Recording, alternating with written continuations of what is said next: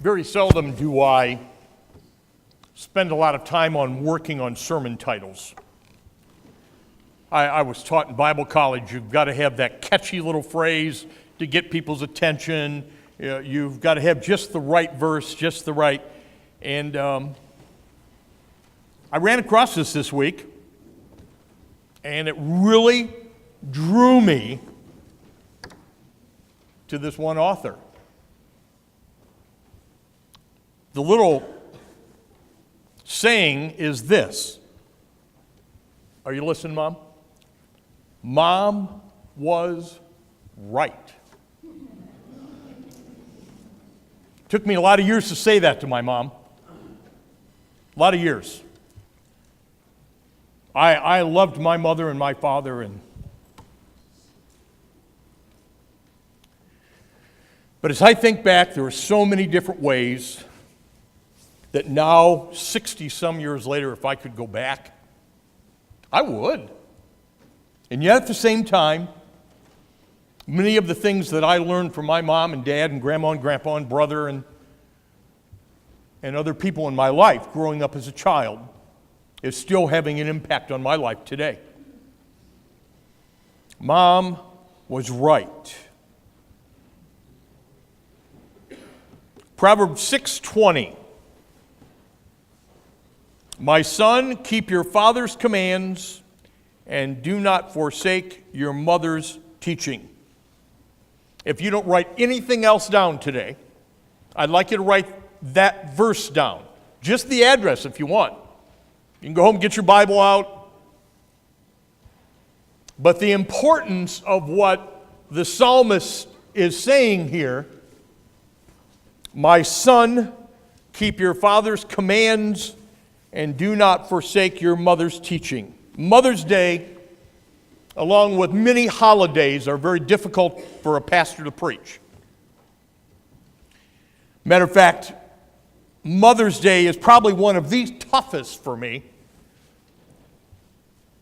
And it's primarily because Mother's Day can be that kind of thing that it's kind of like the picture of a soldier walking out into a minefield, tiptoeing so as not to blow something up.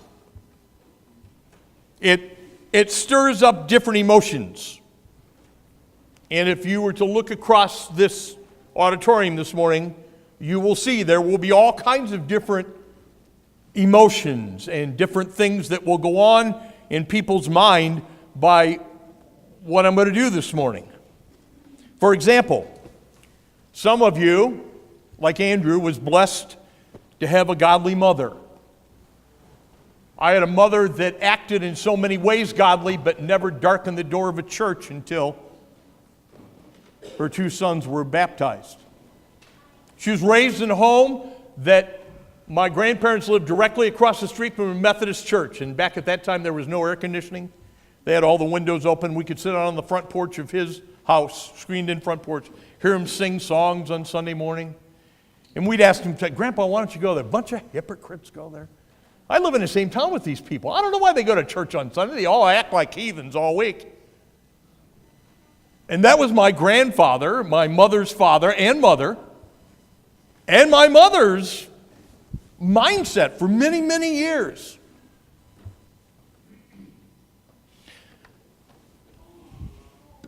Some of us did not have godly mothers, and that makes it a real challenge for me to say to you, you need to honor your mother. Some of us had, and maybe even still do have, painful relationships with our moms, whether they're here or they're gone.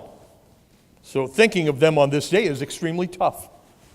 I was reminded recently of someone that I know very well who is 78 years old that still to this day cannot forgive her mother for what her mother did to her when she was a little girl. And I sat there going, what?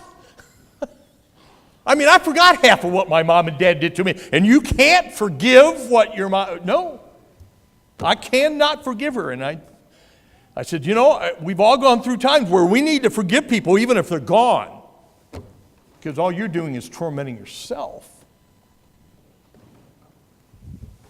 Some of you, as mothers, maybe your kids aren't walking with the Lord. Or maybe for some reason you and your children are estranged. You don't talk to one another. I know of another couple, young lady, that has 3 daughters, and 2 of them will not talk to her. Matter of fact, she doesn't know where either one of them even live. And she's all right with that. I in my mindset, cannot even come close to comprehending that. But in fairness, I was raised in a home where love was shown on a daily basis. Sometimes it was with a hug, sometimes it was a kiss, sometimes it was a swat on the butt, but she always loved me. I always knew that I had my parents' and my grandparents' attention. I know that there are some people that have not had that privilege. Some of you maybe lost your mothers way too soon.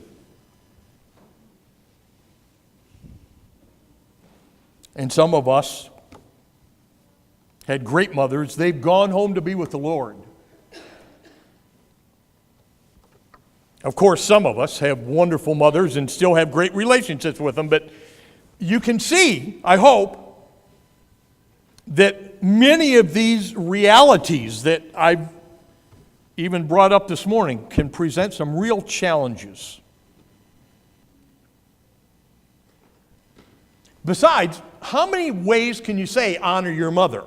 How many ways, Proverbs 6:20, do not forsake your mother's teaching. Honor your father and mother. I had a friend in high school that used to say, my father tells me on a regular basis, your mom and I brought you into this world, and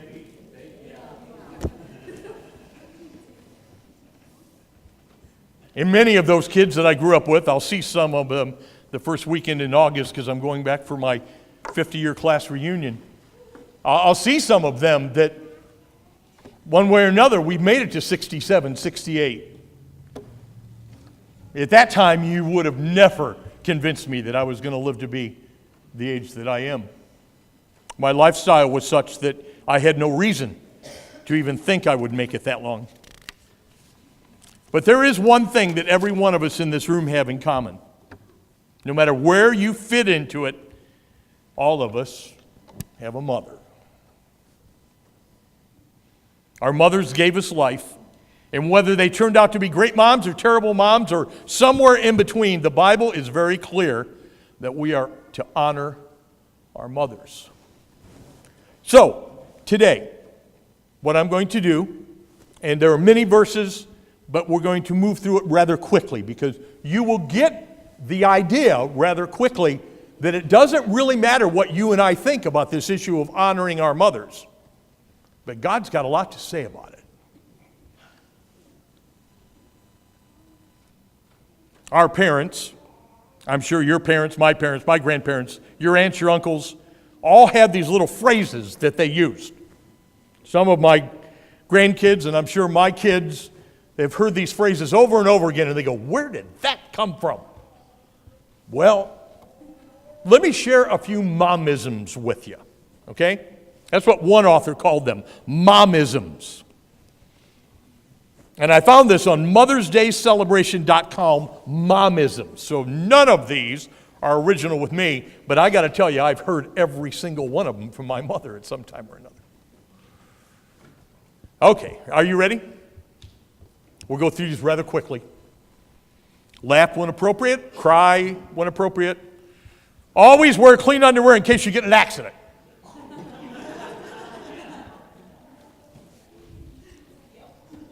Answer me when I ask you a question. You're not going out dressed like that, are you? Are your hands broken? Pick it up yourself. I'm not your maid. As long as you live under my roof, you'll do as I say. Beds are not made for jumping on. You guys got this down, don't you? Call me when you get there just so I know you're okay. To this day, when we leave Brandon and Emily's in St. Paul, I go, son, we'll call you when we get home tonight. They go, okay, Dad. What's really strange is they never call us when they get home, though. It's like we assume they make it, you know. Don't go out with a wet head. You'll catch a cold. Don't pick at that scab. It'll get infected. Don't talk with your... Don't cross your eyes or they'll freeze that way. Don't ever let me catch you doing that again. If you had your own room as a kid, which my brother and I shared a room until I moved out and he moved out, don't make me come in there. This just recently happened with, and I won't say who it was. Don't put that in your mouth. You don't know where it's been. Shut the door. I'm not heating or air conditioning the entire neighborhood. I remember saying this to my son one time. Danielle did much better at cleaning her room for whatever reason. I don't understand that, but maybe she knew more of the avenue. But our son, my goodness, he even broke his thumb one time because he tripped on his clothes coming out the door. I said, how'd you do that? Oh, I tripped on my... Look at this room. It looks like a pigsty. What part of no don't you understand? That's what he tells me.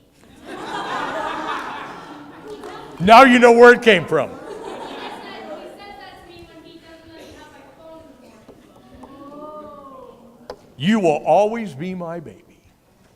Oh, jeepers. My brother and I could do no wrong in my mother's eyes. I mean, it was always someone else's fault.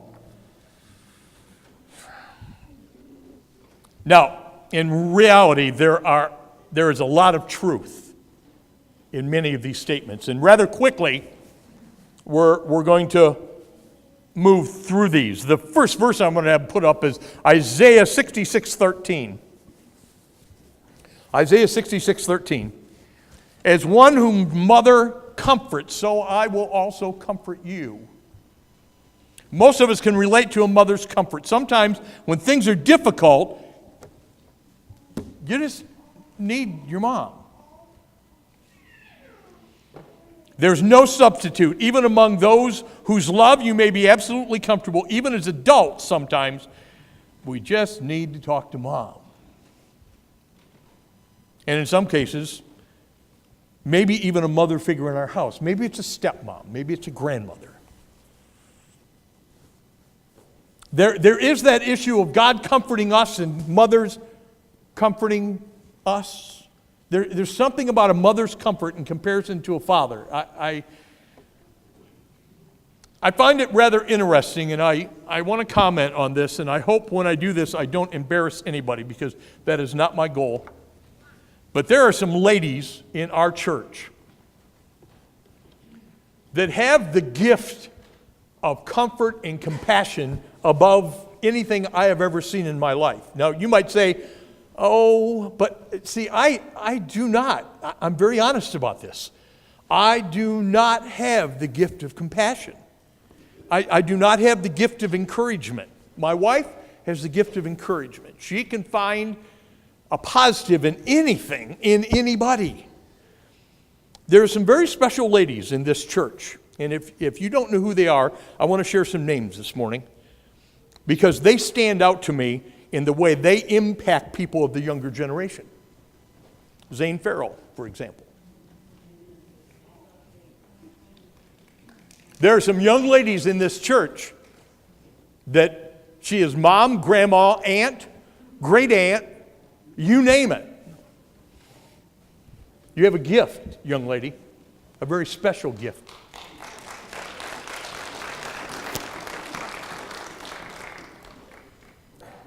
There's a young lady by the name of Jerry DeLong.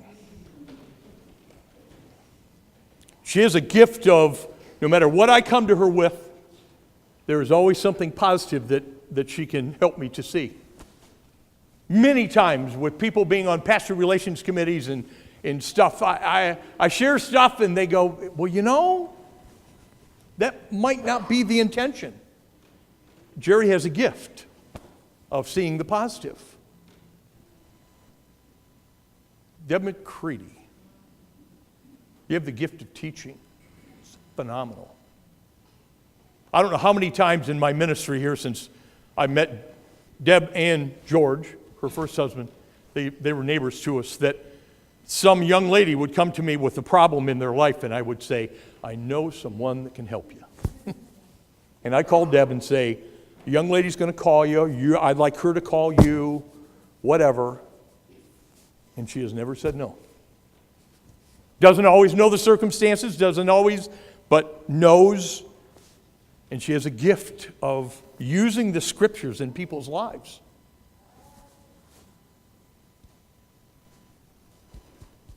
Pam Hartzog. The gift of decorating and putting stuff together that is just phenomenal. You use that gift very well.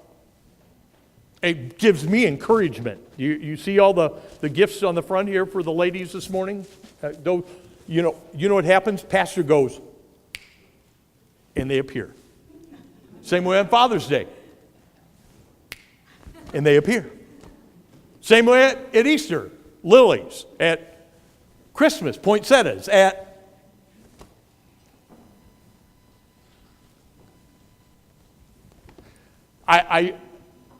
I know there are many of you, this young lady right over here, who never ceases to amaze me with your gift of ministering to children.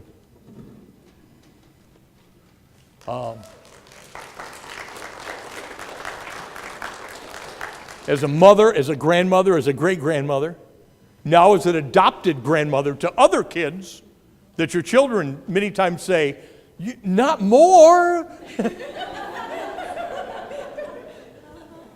You have a gift. God uses you in a very special way. Holly Zulke. Holly Zulke has a gift. She lives with Andrew Zulke. No. And 2 boys. A man. Oh, okay.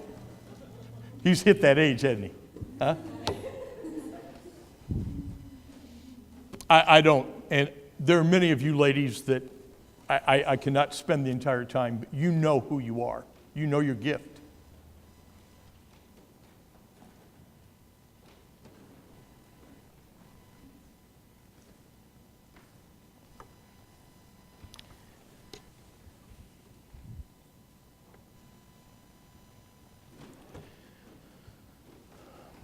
What a tremendous resource we have with so many godly women and godly men. And as young people, I still consider myself. I look at some of you in your 70s and 80s as Sir, Mr. If my grandmother or my grandfather or my mother or father heard the way that some children talk to adults today, they would have died of heart attacks years ago. And I know our society has changed. I know that things are much more common level. But there is an advantage to listening to the elder generation and their godly wisdom. So let's do some momisms, okay? We're going to do some of these. We'll try and do them rather quickly, and you'll know exactly what I mean when I say it. Money does not grow on trees. In Deuteronomy 8, verses 17 and 18. I really found it interesting that So many times we think that this issue of financial responsibility and stewardship has become a thing of the past. But look what God says. You may say to yourself, my power and the strength of my hands have produced this wealth for me. But remember, the Lord your God, for it is He who gives you the ability to produce wealth, and so confirms His covenant which He swore to your ancestors as it is today. We have what we have because God has seen fit to bless hard work. You and I both know that as parents and as grandparents, we want better for our kids and grandkids than what we had. My parents wanted better for my brother and I. But I think in some ways, the issue of financial responsibility and stewardship and teaching the value of money has become a real struggle in our society today. God is the source of those. The statement, money doesn't grow on trees, could be considered a very memorial way of telling us that making money takes hard work. Having money is the Lord's provision. Having money is a responsibility before God. Having money should not be something that controls us or owns us. But God is our provider. And we need to learn to be content with what we have. Number 2, if I talk to my mother like you talk to me, this is usually said when a child either raises their voice at a parent or says something disrespectful or maybe even hateful. And maybe it's flat out because the child has a filthy mouth. I don't have a clue in our society today where children could have heard possibly some of the words that come out of their mouth at ages 3, 4, 5. You talk to preschool teachers and kindergarten teachers, the language that flows many times is, where did that come from?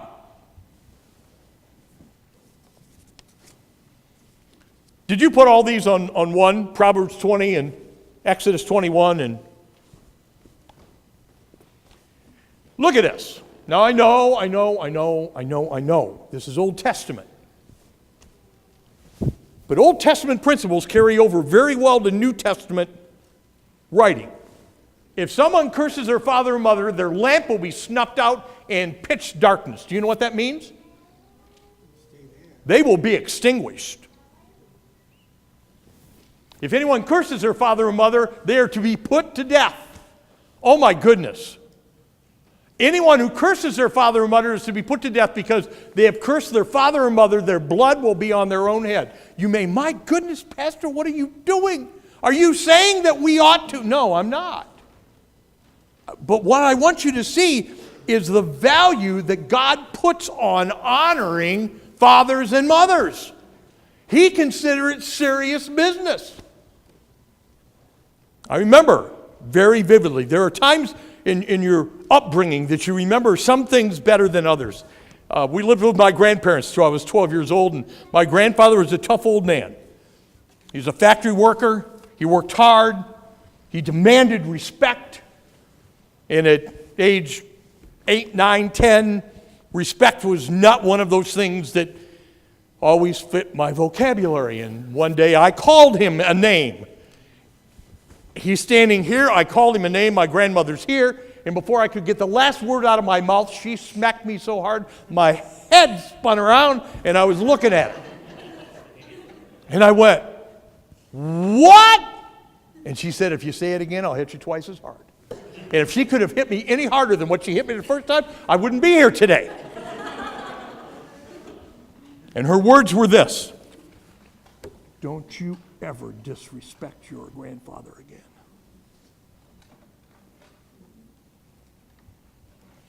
It worked. I didn't always agree with the man, but I respected the man. In our culture, one author says, in our culture, sassing your parents, we used to call it sassing, or giving them an attitude of disrespect might get you grounded. It might even cause you to lose some privileges. Depending on how old you are, it may even get you a spanking. Yeah, I've heard that before. But in America, it's not likely that you would be snuffed out or put to death. But let me say to you that I think we have gone so far the other extreme that we will demand respect to, hey, you and I are buddies. You know, we're kind of like brother. No, I'm your father. I'm your grandfather. We're never going to be buddies. I love you to death. We'll play together. We'll do things together. But you will respect me simply because I'm your father. Simply because I'm your grandfather. Simply because I'm older than you.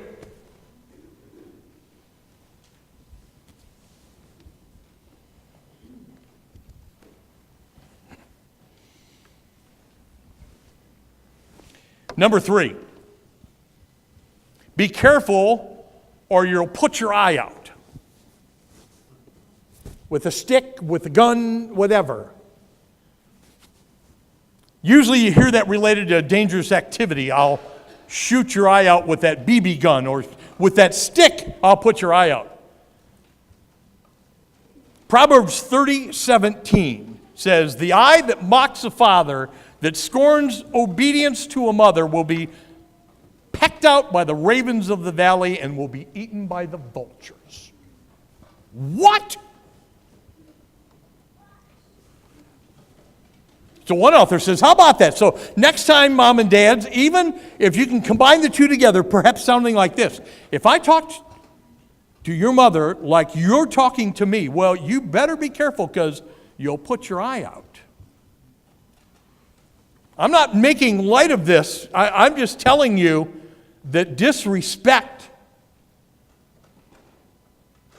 can be punishable. Number 4. Simply because I'm your mother, that's why. Deuteronomy 5, verse 16. Honor your father and mother as the Lord your God has commanded you, that your days may be prolonged and that it may go well with you on the land in which your God gives you. What the author is saying here is literally this. It may be difficult for some of us to honor our father and mother because of what they have done. I know that there are circumstances where all mothers have not been absolutely perfect. But I got to tell you that God says we're to honor.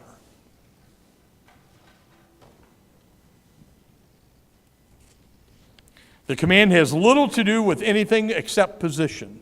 When a child trusts in God and obeys His word, he honors his parents. Even an unbelieving parent is honored by a believing and obedient child. I got to tell you that I know many parents and grandparents that have been won to the Lord because their children have been the one that's been the obedient one.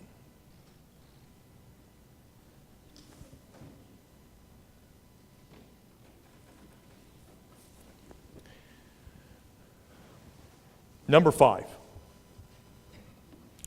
following the crowd. If everyone jumped off a cliff, would you jump with them? I mean, how stupid is that statement? Really, when you think about it, how stupid is that? Youth oppress my people, women rule over them. My people, your guides lead you astray. They turn you from the path. I am writing these things to you about those who are trying to lead you astray. Dear children, do not let anyone lead you astray. The one who does what is right is righteous, just as he is righteous. My mother would want to know who I ran with. Who is it you're going with tonight? Where are you going? We're just going out. No, that's not specific enough. Where is out? I don't know. It's wherever we end up. Then you're not going. Mom, everyone else is going. Well, if everyone else jumped off a cliff, would you follow?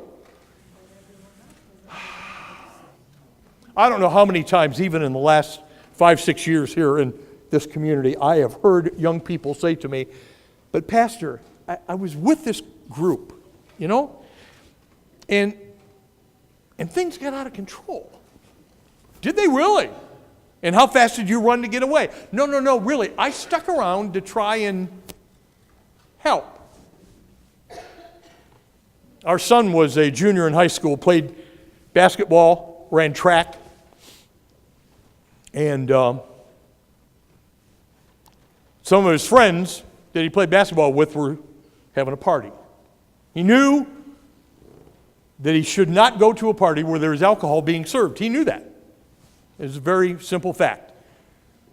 They went to the house, they were in the house, and while they're in the house, another crew shows up in the garage with alcohol. And of course, in a town of 500 people, everybody knows. And it's not 15 minutes later, the sheriff shows up. It was team rules that you did not drink. You were not involved in a party where there was alcohol, or you did not play. Case closed. Now, I know that rule is still in effect today in a lot of schools. And I'd like to say it's followed. I don't know.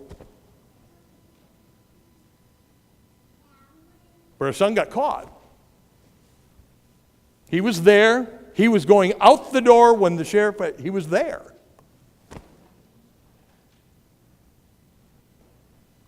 Went to the coach. Coach, this is the circumstance. You know Brandon well enough. He said, well, here's what I'll do. I understand from some of the other kids, there were 2 or 3 of them, he's not going to start the next game. He may start the second half, but there has to be some kind of punishment because he was there. Association.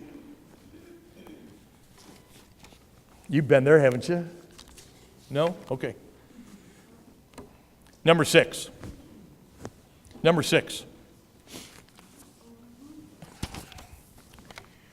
If you can't say something nice, don't say anything at all. I don't know how many times I have heard families, situations, where people are talked about, and then the kids will say, I didn't think we were supposed to talk like that. Well, this is different. There's a couple verses here, James 1:19 and Colossians 4:6. My dear brothers and sisters, take note of this. Everyone is to be quick to speak, slow to listen, and get angry if you want, just don't get caught.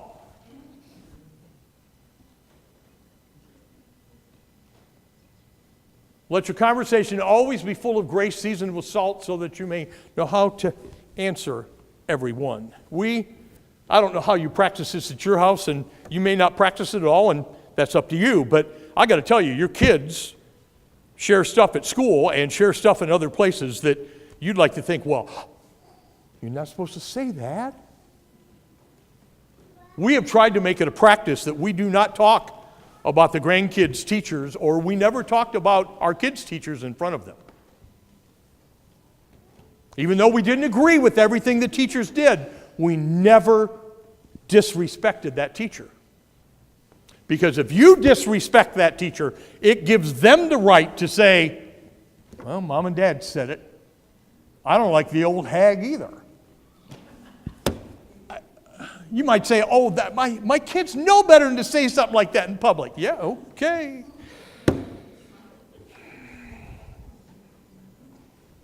Words matter, and especially in relationships with one another. This Mominism is admonishing us to encourage one another and to exhibit the grace of God to one another as we speak.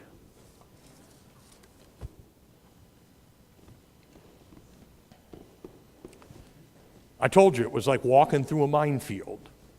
And what's going to explode? I don't know. I don't know what's hit you this morning. Some of you might go from here this morning and said, boy, God, I hope he does something different next year for Mother's Day. What? Now, I want you to go back to Proverbs 6:20.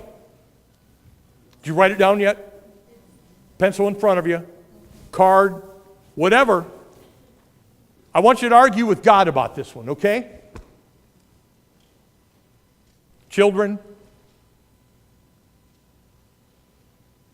One of the authors I read this week said, I can find nowhere in Scripture where there is an age limit on when you come to a place where you're allowed to disrespect your parents. Does not exist. If my son or my daughter to this day disrespect my wife or me, we have trouble. The same way with the grandkids. We have trouble. You don't talk to your nana like that. You don't talk to your papa like that. Who do you think you're talking to? A bunch of kids on the playground? Momism. My son, remember what your father has said. Take it with you for a long time. And do not forsake your mother's teaching. She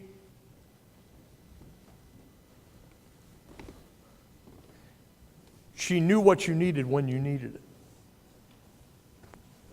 You know how I know that? Because she had been there. She had heard the very same thing from her parents and her grandparents. Honor your father and mother. Gracious Father, what an awesome responsibility we have as children. I know that there are situations that are extremely difficult.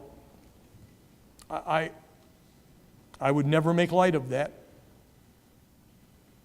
But I also believe with all my heart that we are to honor our parents simply because of their position in our lives. Father, I know that there are times it might not be easy. I know that there are times that it may seem extremely difficult, but it's only with your help and the love of Christ that flows through us that we will honor our fathers and mothers. In Jesus' precious name, amen.